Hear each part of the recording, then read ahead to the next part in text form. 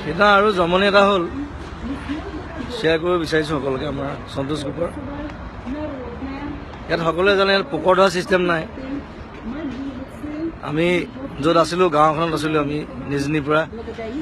1 ঘণ্টাৰ ৰাস্তা গাঁৱৰ ভিতৰত মানুহ নাই একেবাৰে কম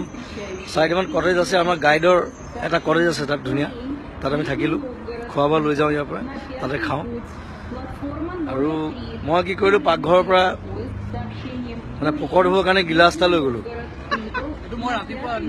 ৰাতিপুৱা গিলাচটো আনি থৈছিলে মই নাচালোঁ প্লাষ্টিকৰ গিলাচ বোলো পোকৰ ধুবলৈ কিবা এটা লাগিব তাত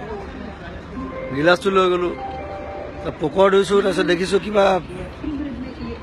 পোকৰ পৰা তেল ওলোৱা নিচিনা লাগিছে পোকৰ পৰা তেল ক'ৰ পৰা ওলাব